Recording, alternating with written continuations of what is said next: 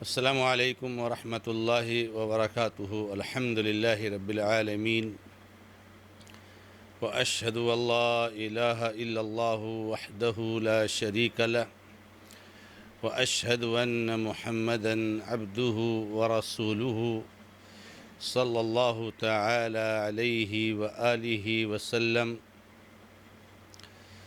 معزز و موقر دینی و ملی بھائیوں، بزرگوں، ماں اور بہنوں،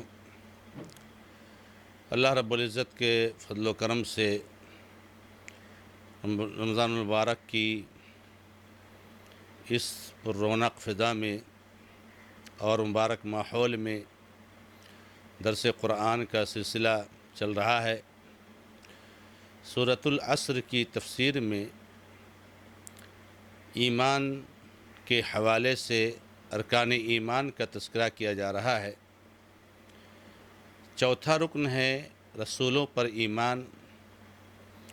رسولوں میں سب سے آخری نبی اللہ کے نبی محمد رسول اللہ صلی اللہ علیہ وسلم پر ایمان کا تذکرہ چل رہا ہے، اور یہ بتایا جا رہا ہے کہ اللہ کے نبی علیہ السلام پر ایمان لانے کے تقاضے کیا ہیں، یعنی آپ کو کب کہا جائے گا کہ آپ صحیح اور سچا ایمان اللہ کے نبی علیہ السلام پر رکھتے ہیں۔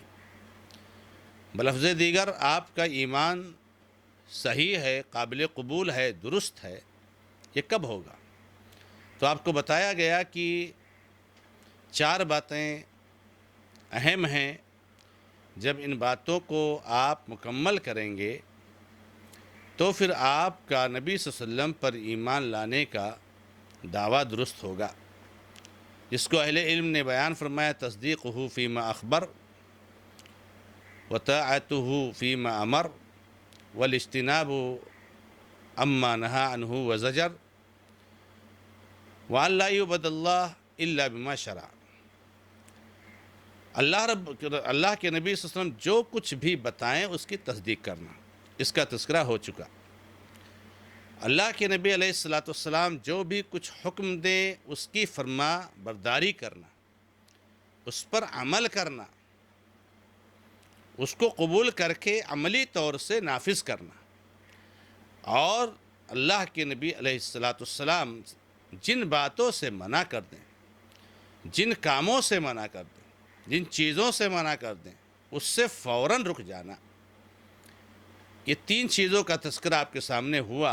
آج کے درس میں جو آخری چیز ہے جس کا تذکرہ کر کے اس موضوع کو میں انشاءاللہ مکمل کروں گا، وہ ہے وَأَلَّا يُعْبَدَ اللَّهُ إِلَّا بِمَا شَرَعَ، اور یہ کہ اللہ کی عبادت نہ کی جائے مگر اسی طریقے سے یا اسی ذریعے سے یا اسی طرح سے جس کو نبی صلی اللہ علیہ وسلم نے مشروع کیا ہے۔ یعنی اللہ تبارک و تعالیٰ نے ہمیں اور آپ کو اپنی عبادت کے لیے پیدا فرمایا ہے۔ وَمَا خَلَقْتُ الْجِنَّ وَالْإِنسَ إِلَّا لِيَعْبُدُونَ، میں نے جناتوں اور انسانوں کو نہیں پیدا کیا مگر صرف اور صرف اپنی عبادت کے لیے۔ تو اللہ کی عبادت کے لیے ہم پیدا کیے گئے ہیں۔ تو عبادت کا طریقہ بتانے کے لیے، عبادت کی کیفیت بتانے کے لیے، عبادت کی تفصیل بتانے کے لیے اللہ نے اپنے نبی محمد رسول اللہ صلی اللہ علیہ وسلم کو بھیجا ہے۔ یعنی عبادت اللہ کی ہونی چاہیے مگر طریقہ محمد رسول اللہ صلی اللہ علیہ وسلم کا ہونا چاہیے۔ حتیٰ کہ اللہ کے نبی علیہ السلام کو چھوڑ کر کسی نبی کا بھی طریقہ نہیں چلے گا۔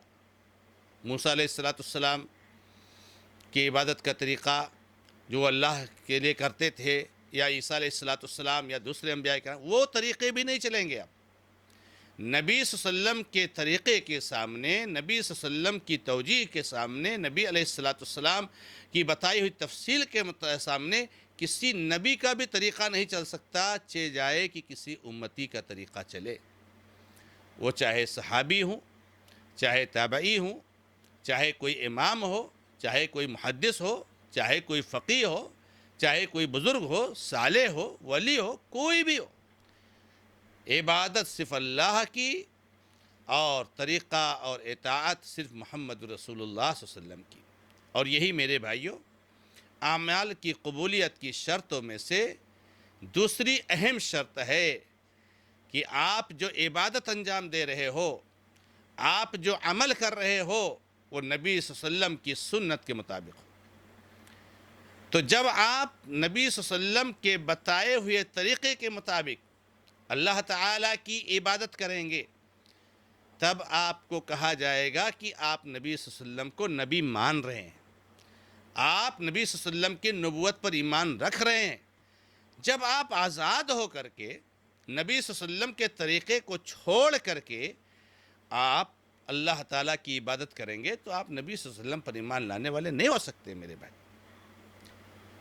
اللہ کے نبی علیہ السلام کے طریقے کی پابندی، چاہے عبادت کے اصل وجود میں ہو، چاہے عبادت کی کیفیت میں ہو، چاہے عبادت کی تعداد میں ہو، چاہے عبادت کی دیگر تفصیلات میں ہو، اگر اللہ کے نبی صلی اللہ علیہ وسلم کے طریقے کی پابندی ان میں سے کسی ایک میں نہیں پائی جائے گی، جیسے کوئی اصلاً کوئی عبادت موجود ہے نبی صلی اللہ علیہ وسلم کی سنت میں، جیسے نماز پڑھنا، تو نماز پڑھنا موجود ہے، لیکن بہت سی عبادتیں ہمارے بھائیوں نے ایجاد کر لیے ہیں جو نبی صلی اللہ علیہ وسلم کے طریقے میں موجود ہی نہیں ہیں، آپ کی شریعت میں موجود ہی نہیں۔ بہت سی عبادتیں، آپ عید میلاد النبی کو لے لیجئے، آپ شب برات کے مسائل لے لیجئے، آپ لیلۃ الاسراء اور معراج کے جو ہے جشن کو لے لیجئے، ان کے جلسے جلوس کے لے لیجئے، آپ محرم الحرام کے مواقع سے مختلف عبادتوں کو لے لیجئے، آپ مختلف نمازوں کو لے لیجئے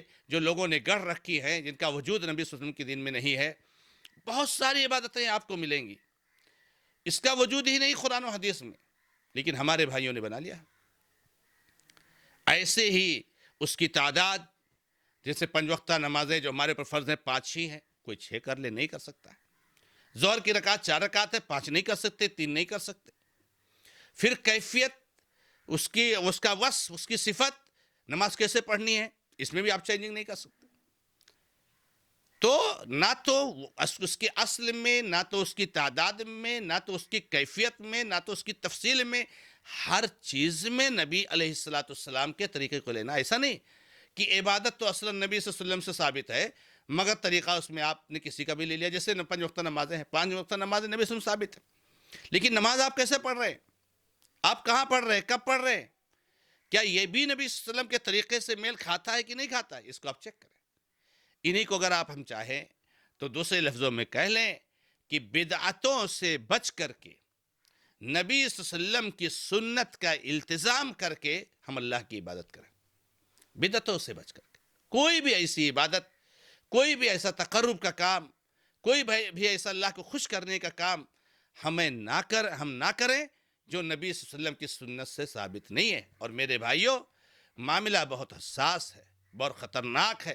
میں بہت دل کی تکلیف کے ساتھ اور دل کے درد کے ساتھ اپنے بھائیوں سے گزارش کرتا ہوں، آج جو ہمارے بھائی سنتوں پر عمل کم کرتے ہیں اور بدعتوں میں زیادہ پڑے رہتے ہیں، اللہ کے لیے مبارک مہینہ ہے، توبہ کر لو، استغفار کر لو۔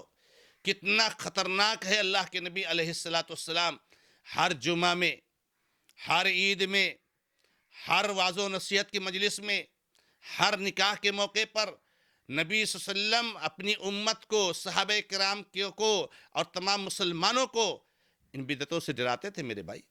فَإِنَّ خَيْرَ الْحَدِيثِ كِتَابُ اللَّهِ وَخَيْرَ الْهَدْيِ هَدْيُ مُحَمَّدٍ صلی اللہ علیہ وسلم وَشَرَّ الْأُمُورِ مُحْدَثَاتُهَا وَكُلَّ مُحْدَثَةٍ بِدْعَةٍ وَكُلَّ بِدْعَةٍ ضَلَالَةٍ وَكُلَّ ضَلَالَةٍ فِي النَّارِ۔ لوگوں، سب سے بہترین بات تو اللہ کی کتاب ہے، سب سے بہترین طریقہ تو محمد رسول اللہ صلی اللہ علیہ وسلم کا طریقہ ہے، اور سب سے برا کام جو ہے جو نیا عبادت کے طور پر ایجاد کیا جائے۔ اور نبی صلی اللہ علیہ وسلم کیا فرماتے ہیں؟ ہر نیا ایجاد کیا جانے والا عمل، ہر نئی ایجاد کی جانے والی عبادت بدعت ہے۔ ہمارے بہت سارے بھائی کہتے ہیں کہ نہیں، بہت سارے نئے ایسے کام ہیں جو بدعت نہیں، بدعت حسنہ ہے۔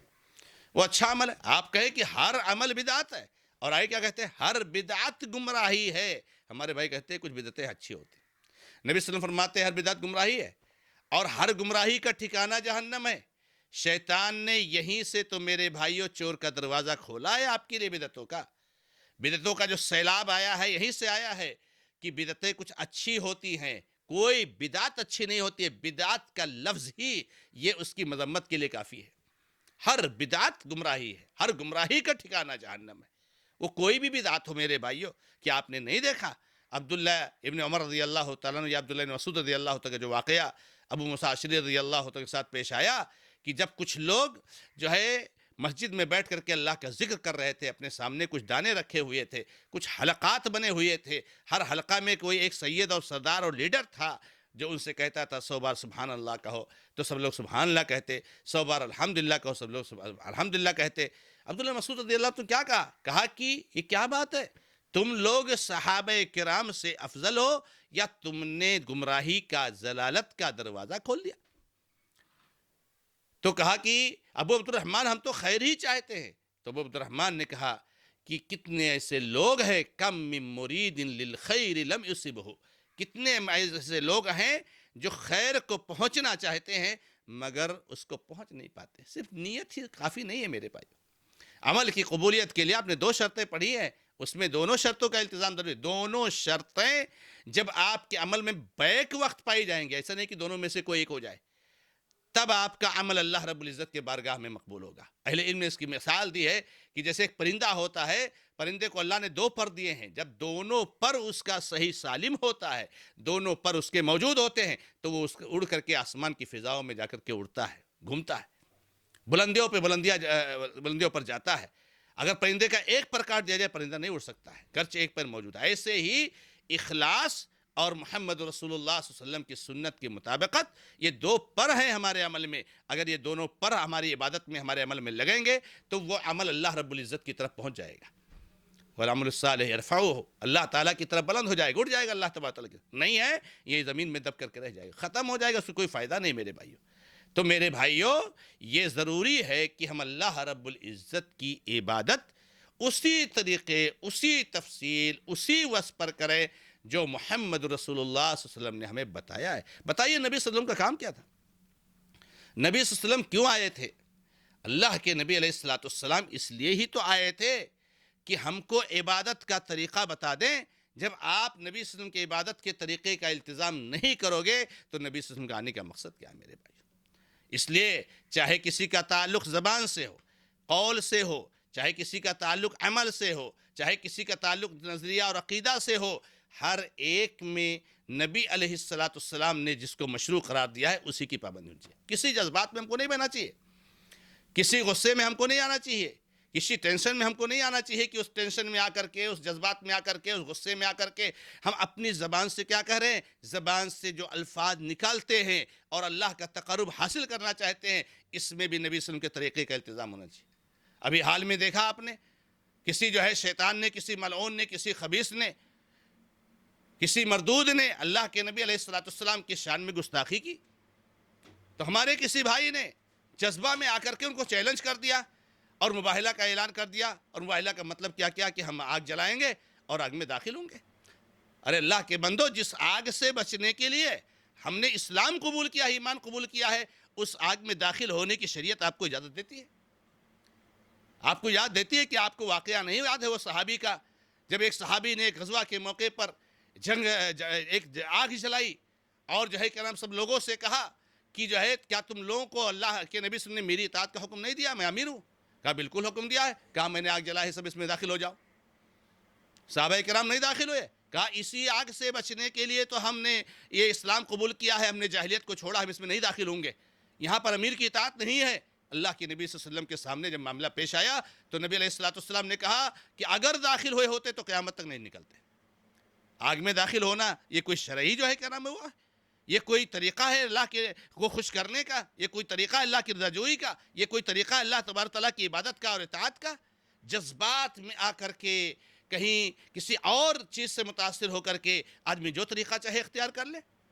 ارے شریعت نے ہم کو حکم دیا ہے کہ آپ علمی رد کرو، قانونی لڑائی لڑو، آپ جو ہے کیا نام ہے لوگوں کے سامنے اللہ کے نبی علیہ الصلوۃ والسلام کی دعوت کو عام کرو اور قانونی لڑائی کرو ایسے شیطانوں کے خلاف، ایسے شرکش اور ایسے جو ہے کیا نام ہے باغی لوگوں کے خلاف، ورنہ اللہ کے نبی علیہ الصلوۃ والسلام کی شان میں گستاخی تو نبی صلی اللہ علیہ وسلم کے زمانے سے لے کر کے آج تک کرتے آ رہے ہیں اور قیامت تک کرتے جائیں گے لوگ. لیکن ہم جذبات میں بہہ جائیں، ہم غصے میں بہہ جائیں، کیا کہہ رہے ہیں ہم، کیا کر رہے ہیں ہمیں اس کو اندازہ نہیں. تو اسی کو کہتے ہیں وَأَلَّا يُعْبَدَ اللَّهُ إِلَّا بِمَا شَرَعَ. اللہ رب العزت کو کی عبادت اللہ کے نبی سے جو مشروع کیا ہے اس سے جو ہے کیا نام ہے کی جائے. عبادت کے بارے میں ہم اور آپ جانتے ہیں کہ اسم جامع لکل ما يحبه اللہ ويرضاه من الاقوال والاعمال الظاہرة والباطنہ.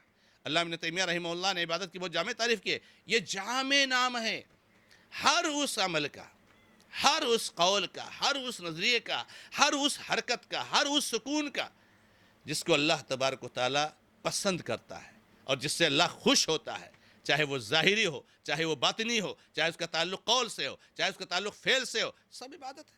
ہم بولتے وہ بھی عبادت ہے، ہم خاموش رہتے وہ بھی عبادت ہے، ہم کوئی عمل کرتے وہ بھی عبادت ہے.